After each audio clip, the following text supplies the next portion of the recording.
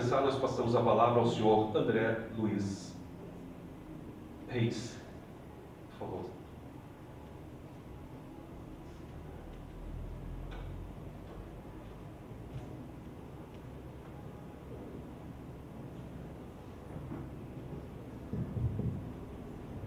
Bom dia a todos. É um prazer poder estar participando aqui deste importante evento. Até estávamos comentando aqui um pouco antes.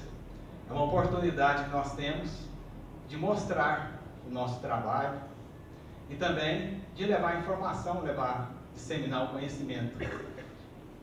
E como está ligado diretamente a fraudes, né, ao Simples Nacional e a outras empresas de forma geral. Então, quem está participando hoje aqui, de certa forma, ficará vacinado quanto a esse assunto e passará a ser também um elemento multiplicador. Então, facilita bastante o nosso trabalho, que a Receita Federal, ela age em diversas frentes. Uma delas é essa, né, de levar a informação. No meu entendimento, é a parte mais importante. Essa parte de levar o conhecimento, né, os alertas, para que todos fiquem cientes e não caiam nesses golpes que tem bastante aí no mercado.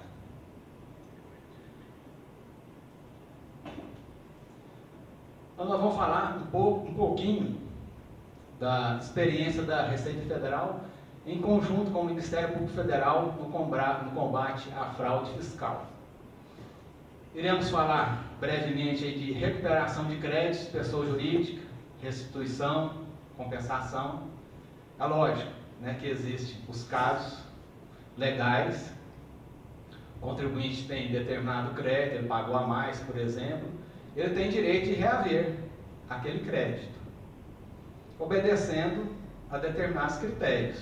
Naquele crédito ele não pode passar para outro, ou não pode, para o contribuinte pedir restituição ou compensação, o crédito tem que ser dele, não pode ser um crédito de terceiros.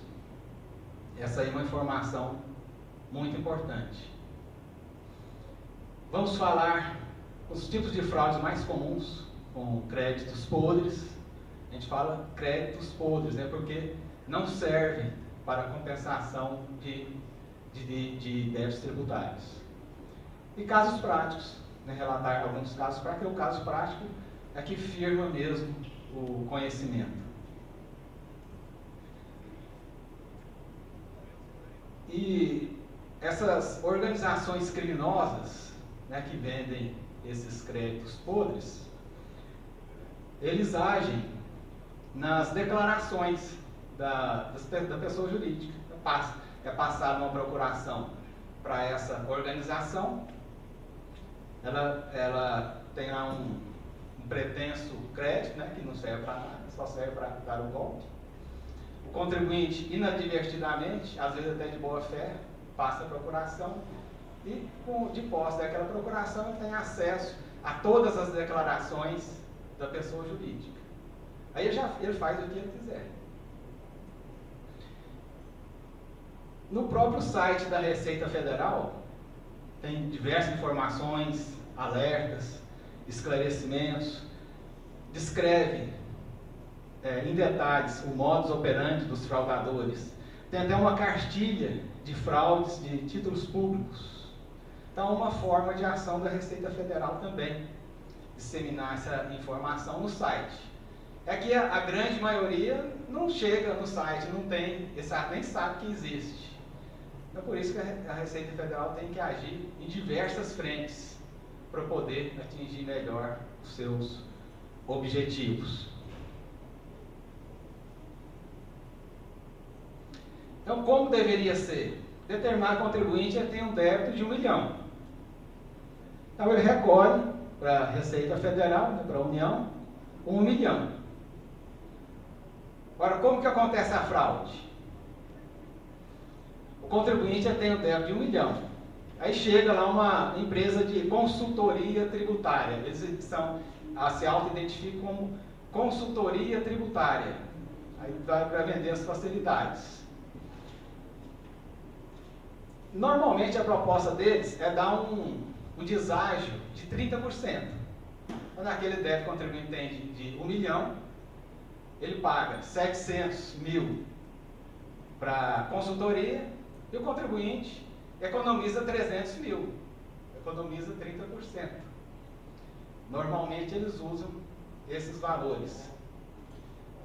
Por que 30%? Isso aí é para dar um ar de legalidade, porque 30% não é um desconto muito alto. Se eles dessem um desconto aí de 50%, 60%, 70% ou mais, o contribuinte já desconfiaria, o desconto está muito alto. Quando começaram essas fraudes, cerca de 20 anos, os descontos deles eram altos. Dava um desconto lá de 90%. Aí eles foram aperfeiçoando a fraude. E a fraude é a mesma, que é praticada há 20 anos atrás. Vai mudando a roupagem. Aí depois, ao invés de título público, TDA, empréstimo compulsório, muda só a roupagem, mas a fraude é a mesma. E nessa pretensa economia do contribuinte, de 300 mil reais, acaba ficando muito pior para ele. Por quê? Aí, nesse momento, a Receita chega e autua. Aplica a multa de 150% a 225%. O débito dele, que era de 1 milhão, passa a ser 2. Os 700 mil que ele passou para o fraudador, ele perde. Então, o contribuinte aí é o que mais perde nessa história. A União perde também. Por quê? O contribuinte, 700 mil é o dinheiro que ele tinha. É o dinheiro que ele tinha passou para o fraudador. Então, naquele momento, ele já quebra. Então, aquilo lá vai para a execução, ele vai responder na justiça, arrumar advogado para não ser preso. Então, no final, todo mundo perde, né? Menos a consultoria, a pretensa consultoria.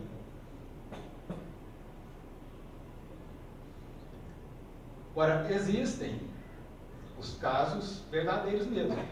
Uma ação mais comum que tem atualmente é a exclusão do ICMS da base de cálculo do PIS e da COFINS.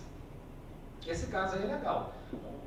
Os contribuintes entram com a ação da justiça e conseguem dar uma liminar ou uma antecipação de tutela e informa na DCTF, ou se não no PG-DAS-D, né, que é o do Simples Nacional. Por exemplo, o contribuinte tem um débito lá de 10 mil reais. Ele informa na declaração, né, no PG-DAS, que é o nosso caso aqui, mais direcionado ao Simples. Ele informa que tem um débito de 10 mil reais. Porém, com a exclusão do ICMS da base de cálculo, o débito dele cai para 9 mil. R$1.000 fica suspenso. Então ele informa, né, desse jeito. Débito de 10 mil, ele deve 9 mil e R$1.000 está suspenso por aquela ação judicial. Tranquilo. Essa é a forma legal.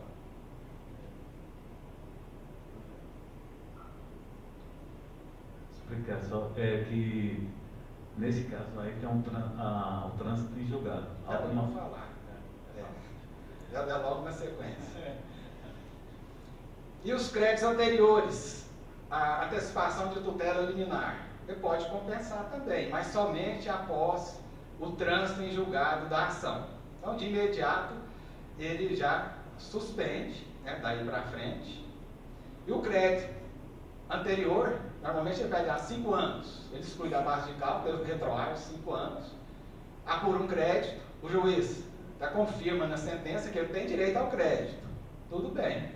Só que ele não pode usar aquele crédito ainda. Aquele crédito ele poderá utilizar só após o trânsito em julgado da ação. Como vai ser, mais ou menos, ele vai intervir também na nossa apresentação, vai ficar um pouco mais dinâmica.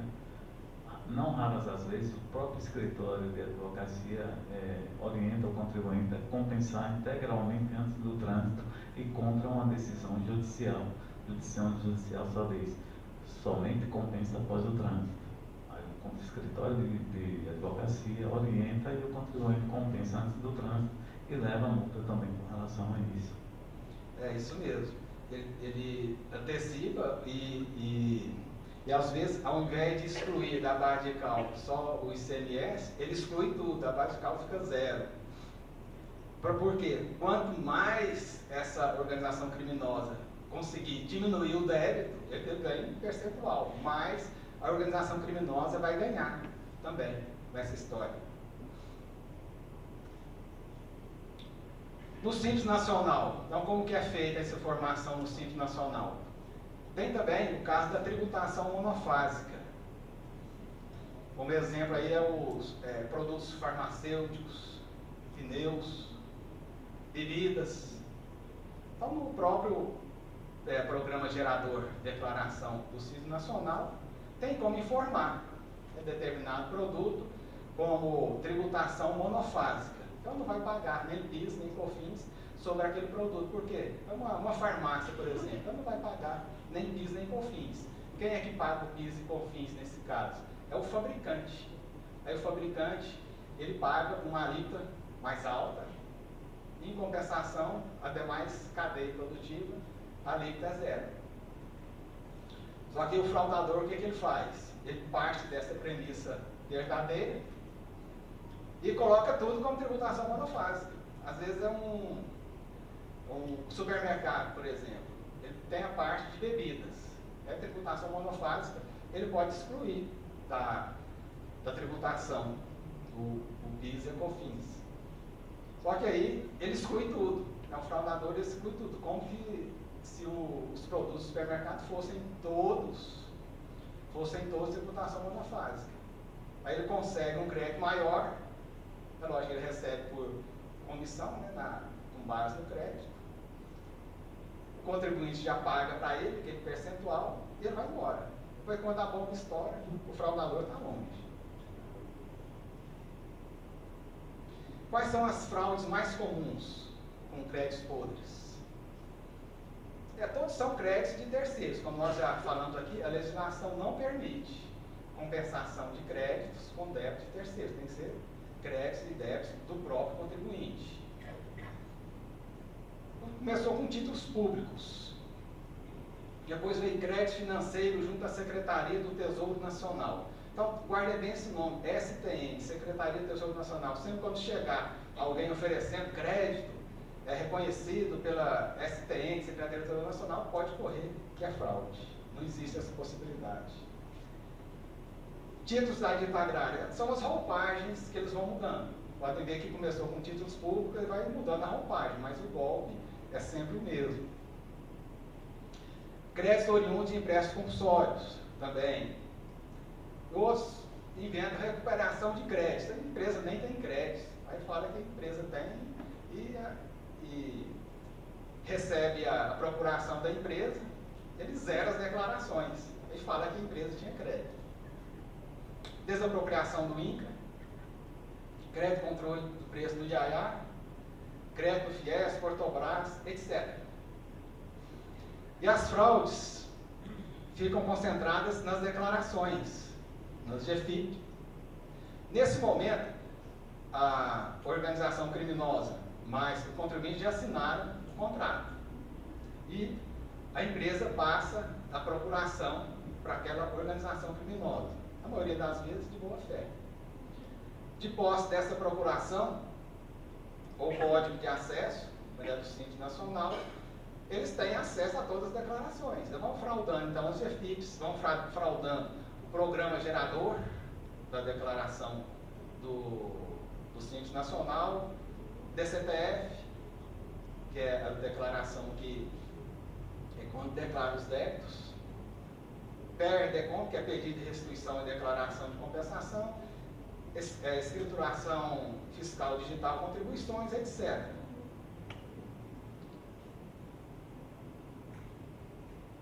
Teve um caso, só para ficar bem gravado, eu atualmente trabalho lá na Receita Federal de Uberlândia. Na nossa região, existem poucas fraudes em relação a essas fraudes fiscais. essas vendas de créditos podres. E ao mesmo momento, nós descobrimos muitos fraudadores tentando agir por lá. Porque desde quando começaram essas fraudes, há 20 anos, nós passamos a divulgar para os contadores, para os empresários, para alertar. Nós fizemos esse trabalho de divulgação. Então, quando vai chegando os fraudadores, normalmente eles entram em contato com a gente para saber se é verdade ou não. Então, num caso mais recente, uma cooperativa lá da região, ela devia 15 milhões de reais. Aí surgiu o fraudador, já estava com dificuldade de pagar os 15 milhões. Aí chegou o fraudador, oferecendo um crédito lá reconhecido pela Secretaria do Tesouro Nacional, desconto de 30% a 10 milhões para ele pagar para o fraudador e ele livrava da dívida. Estavam bem adiantadas as negociações, tinha até uma minuta do contrato, haviam passado até a procuração para o fraudador, mas entraram, o diretor lá presidente da cooperativa, entrou em contato com a gente para saber se era verídico, se ele poderia assinar aquele contrato. Nós olhamos e já imediatamente respondemos, isso aí é fraude, não cai nessa não. Aí ele, não satisfeito, ele falou, não, mas eu quero a resposta por escrito. Aí nós respondemos por escrito, tendo um ofício, o delegado assinou, entregamos a resposta para ele, dizer que era fraude mesmo, a crime de estelionato e fraude fiscal. E damos por encerrado aquele assunto, com aquele esclarecimento. Quando passa uma semana, recebemos um e-mail do contador, de um dos contadores da cooperativa, dizendo que eles estavam sendo muito pressionados para assinar aquele contrato. Segundo eles, a nossa resposta não foi suficiente, né? Os fraudadores são muito bem preparados. Normalmente são advogados com PhD, mestrado, doutorado, eles mostram um calhamaço de documentos, o crédito deles é bom, não é aquilo que ele estava pensando. E o contador, ele manifestou também que ele não queria participar mais, porque ele estava sendo contra, ele sabia que era fraude, mas ele estava recebendo até ameaças. Porém, eles haviam marcado um plantão fiscal da Receita Federal na semana seguinte. Iriam os representantes da empresa e os fraudadores também, no plantão fiscal da Receita Federal, mostrar que o crédito era bom. Aí quando mostrou a data, eu que estaria no plantão nesse dia. Eu falei para ele, não, tudo bem, eu tenho muitos elementos para passar para eles. Agora, parabéns pelo seu trabalho, você pode sair de cena, já cumpriu a sua missão, pode deixar comigo. Aí chegou no dia, chegaram lá os contadores, os representantes da cooperativa e uma advogada da organização criminosa. Ela chegou e falou, né, para mim que eles estavam fazendo um contrato, mas ela mesma que sugeriu para eles irem juntos na Receita Federal para mostrar que o crédito era bom, porque o crédito dela era bom. Aí eu dei os parabéns para ela, falei, parabéns, essa atitude foi muito boa, né, que a senhora tomou, né, de vir aqui trazê-los, né, para a gente esclarecer bem. E deixei ela falando. Eles tentam desqualificar o contador, quando o contador vai contra. Por isso que esse contador, ele nem quis participar da reunião. E eu deixei ela falar. Eu fico mais cerca de 2 horas conversando. Aí quando ela, em determinado momento, aí eu fui relatando outros casos que já haviam acontecido.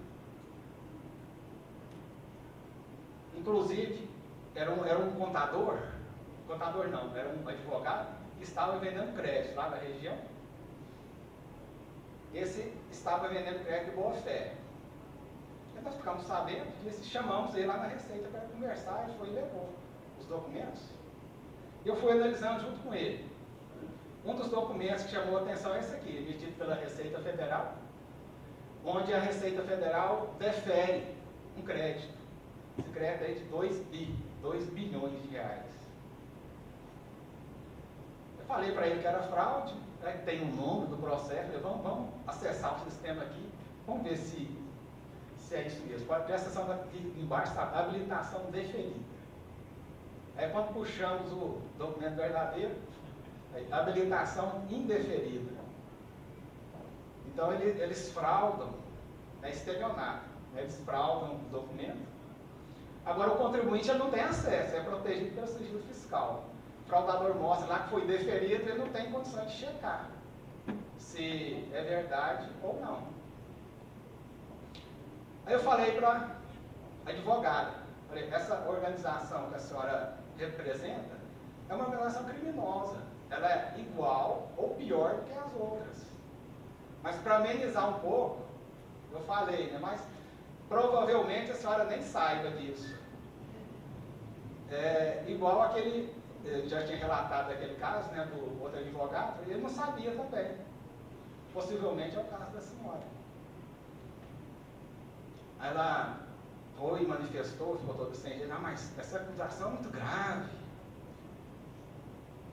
Eu vim de São Paulo ontem, né, de São Paulo, Uberlândia, de ônibus, gastei 10 horas de viagem, o senhor acha que se fosse fraude, eu ia fazer esse esforço todo? Aí eu fui e falei, se dependesse de mim, assinar um contrato de 10 milhões, eu ia a pé, de bicicleta. Aí ele ia ficando sem jeito. Aí por último, eu mostrei a lei que impede essas compensações. Normalmente eles não mostram para o contribuinte. É a lei 9.430. Diz o seguinte: o sujeito pacífico é apurar crédito, inclusive os judiciais, com trânsito em julgado, já mostramos, relativo ao tributo ou contribuição administrado pela Secretaria da Receita Federal. Então esse crédito tem que ser relativo a tributo e administrado pela Receita Federal. Então não serve um crédito lá da SPM, não serve um título da dívida agrária, não serve um empréstimo compulsório, porque não é administrado pela Receita Federal. A gente nem entra no mérito se o contribuinte tem ou não tem aquele crédito. Mesmo que se ele tivesse, não poderia compensar. Por quê? Porque não é tributo administrado pela Receita Federal. E também é de terceiros. Você só pode compensar débitos próprios, do próprio contribuinte. Mesmo assim, né, eles têm uma habilidade muito grande. Aí a advogada, ainda mesmo eu mostrando aí esse artigo, fala, tá vendo? Pode compensar. Pode compensar. Assim, o contribuinte às vezes não tem essa evidência, né? Ele lê assim, passa batido, então ele não atenta nesses fatos que nós destacamos aí. O interessante é que o pessoal diz, olha, crédito quando você adquire é seu, não é mais de terceiros. A história do estelionatário que passa é essa. Quando você adquiriu, não é mais de terceiro, o crédito é seu. É isso mesmo. Então não adianta querer argumentar com o fraudador. Ele tem argumento para tudo. Então não pode ser crédito terceiro, mas ele fala, eu uso esse argumento, mas o crédito é meu. Eu te vendi, ele é seu, não é meu mais. É igual aquelas histórias de telemarketing, né, quando liga oferecendo cartão de crédito. Você pode falar qualquer coisa. Você fala, não, mas eu tenho cartão, eu já me atendo. Não, mas o meu é melhor. O meu tem isso, tem aquilo. Aí você fala outra coisa, ele já tem a resposta também. Então quando liga para mim, eu já falo logo, não, muito obrigado, meu cartão já me atende, não quero não, desliga, deixa ele falando sozinho. Porque não adianta argumentar. Agora, será considerada não declarada a compensação nas hipóteses, só para afirmar mais ainda, em que o crédito seja de terceiros, afirmando mais uma vez.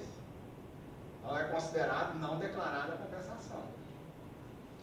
Refira-se a crédito prêmio, que não é o caso. Refira-se a título público, não pode também. Seja decorrente de decisão judicial não transitada em julgado. O contribuinte tem o crédito, tem a sentença julgando favorável, mas ele não pode compensar, tem que esperar o trânsito em julgado.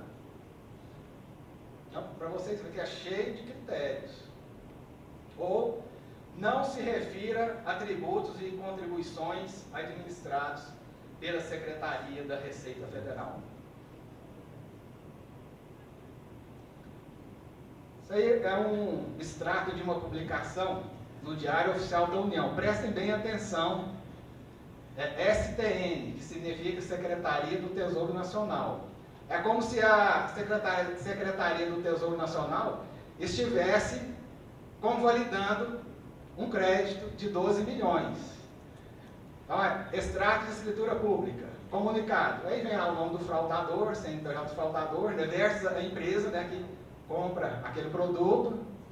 Objeto, escritura pública declaratória de cessão de direitos creditórios. Escritura, espaço da escritura desse direito creditório, passa no cartório, depois nós vamos mostrar.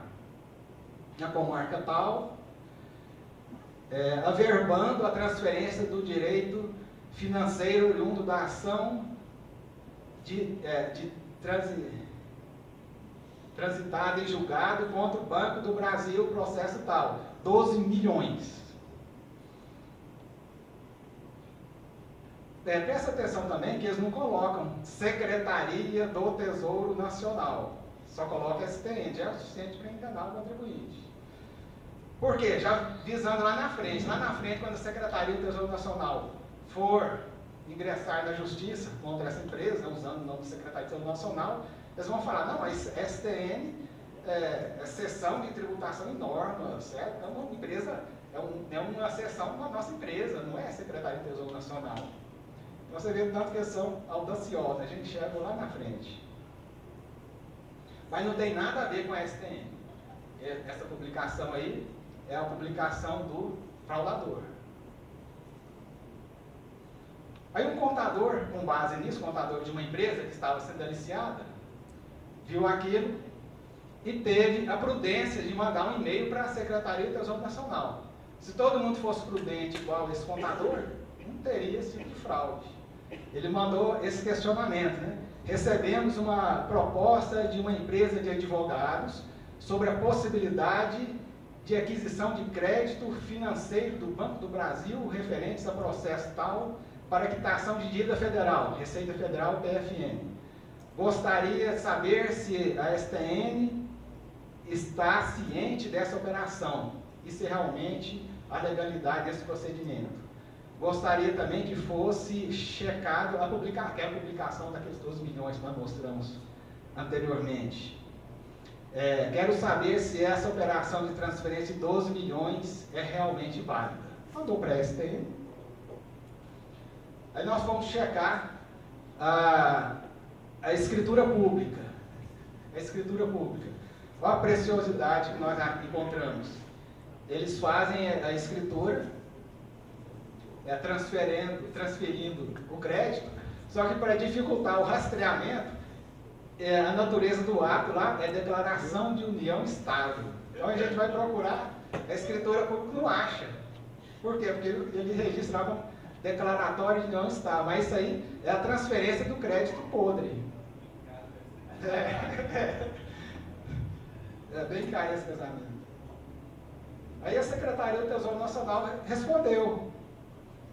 respondeu aí bem detalhado, né, que se trata de fraude, né, tais operações são consideradas fraudulentas e o Tesouro Nacional tem comunicado os órgãos envolvidos, Banco do Brasil, Receita Federal e encaminhado à Polícia Federal para investigação. E também recomendou a leitura das informações disponíveis nos links abaixo, que é o site da Secretaria do Tesouro Nacional, que tem também muitas informações a respeito dessas fraudes.